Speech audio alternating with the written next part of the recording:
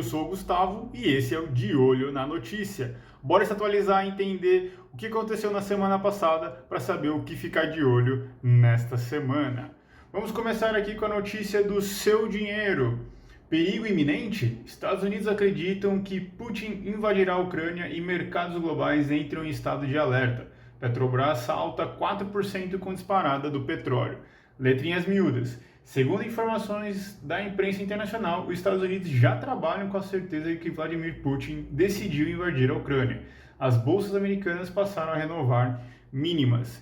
Então aqui é o cenário que a gente já vem falando, estamos de olho. Parecia que ia recuar, parecia que ia entrar em acordo e nada aconteceu. Os Estados Unidos está conversando com alguns países da Europa para ver, essas reações, o que fazer, o que não fazer. Para o lado do Brasil, a preocupação são duas iniciais. O comércio exterior de forma geral, porque os países vão estar fechados, preocupados com esse choque, com esse embate, então as suas reservas vão estar todas voltadas para a parte interna, então o Brasil também acaba tendo esse impacto em consequência. E o outro ponto é o petróleo, o barril de petróleo disparando o preço, que é o que a gente já está vendo ali com a Petrobras.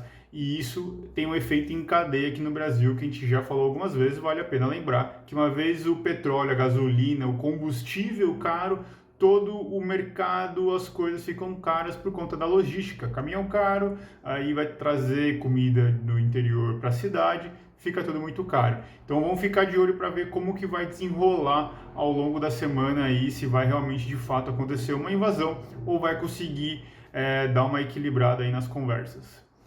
Continuando as notícias aqui no G1 Economia. Salário mínimo ideal deveria ser de R$ 5.997,14, aponta a pesquisa do Dizem. O valor corresponde a 4,95 vezes o piso nacional de R$ 1.212, atualizado agora. Cálculo estima que seria o mínimo necessário para suprir despesas de uma família de 4 pessoas. A gente tem aqui uma pesquisa nossa, que a gente faz um levantamento com base em outros sites que vale a pena comentar também. A nossa pesquisa fala, não adianta só olhar a renda, tem que olhar o custo de vida. Justamente porque às vezes a gente pensa na moeda e esquece de fazer esse comparativo. Não é porque o dólar é muito maior que o real, que significa que ganhar em dólar é muito melhor. Às vezes o custo de vida lá é maior, só que infelizmente não é o caso, tá? Então a gente compara com o salário mínimo, com o salário médio, para poder ter um comparativo legal também, e o custo de vida pelo Numbeo e o custo de vida pelo Expatistan, acho que é assim que se fala. A Ana que faz essas pesquisas e manja mais. Mas enfim, ele também considera vários custos necessários, não para uma família de 4 pessoas que nem o Dizzy fez, mas ele também considera custos na cidade grande. E o custo em cima do salário mínimo do Brasil, aqui na nossa conta, 3,63. Precisaria de R$4.000 e não o valor aqui de 5.997. Então a gente está sendo mais otimista aí. Ou seja, era bom rever esse salário mínimo. Qual é a função dele?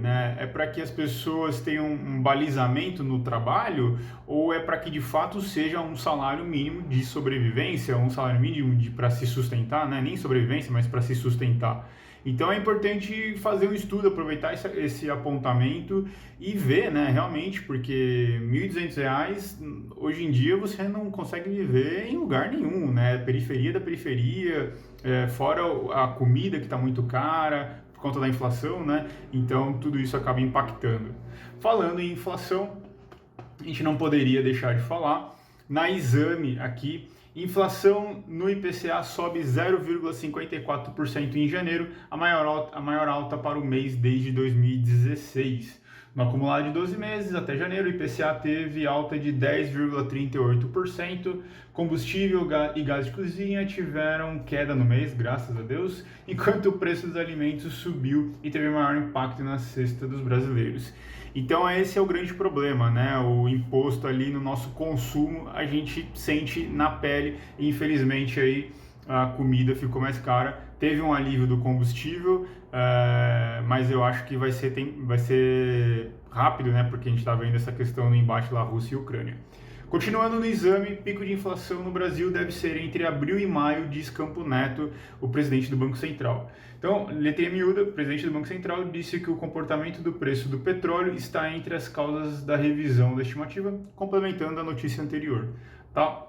Continuando as notícias aqui, Valor Invest. Banco Central divulga site exclusivo para sistema valores a receber. Que a gente falou na semana passada, né, que estava um caos, as pessoas esquecem o dinheiro nos bancos e aí fica sobrando dinheiro. E aí o Banco Central criou o site, mas deu aquela pane porque entrou muita gente para poder visitar, não deu conta. Agora está criando um site exclusivo para poder fazer essa consulta, mas como está ali escrito nas letrinhas miúdas, apesar do novo endereço já estar disponível, consultas só serão retomadas no dia 14 e os resgates deverão ser agendados.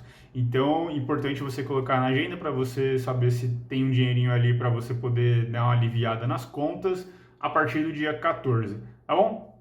Continuando aqui, e aí agora falando sobre o mercado, né, as ações.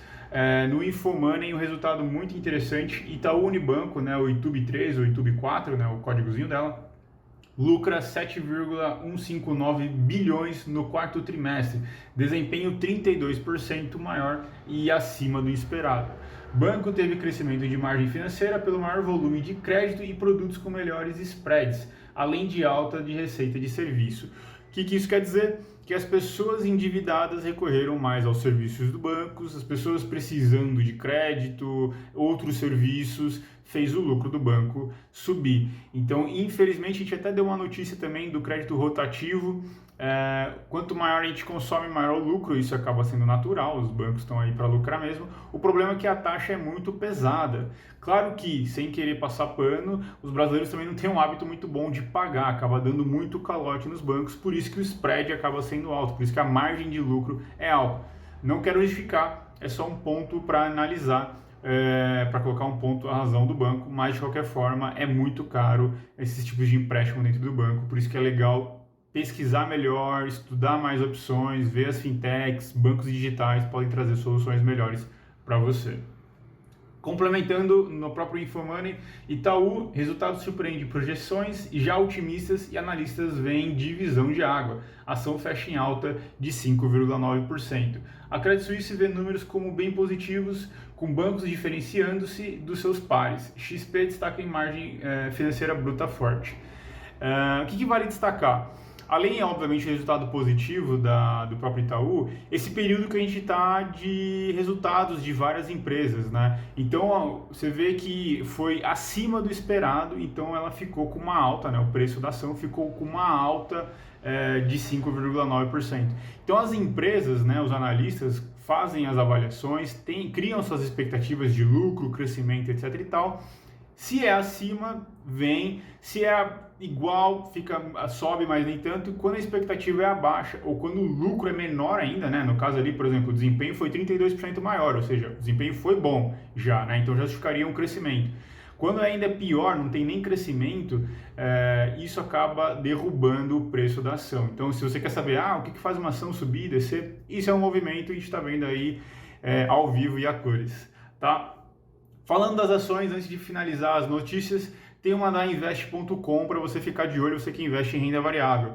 B3 volta a fechar às 5 em dia 14 de março, mês que vem, para acompanhar o horário de verão dos Estados Unidos. Então fica atento aí para fazer as suas operações dentro do horário, dentro daquele intervalo ali, agora das 10 às 5, para acompanhar o horário dos Estados Unidos, tá?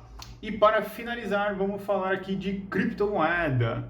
No seu dinheiro também, maior gestora do mundo, a BlackRock, passará a aceitar Bitcoin, ou BTC, né, o BTC, e outros criptoativos como garantia de empréstimo, aí nas letrinhas miúdas.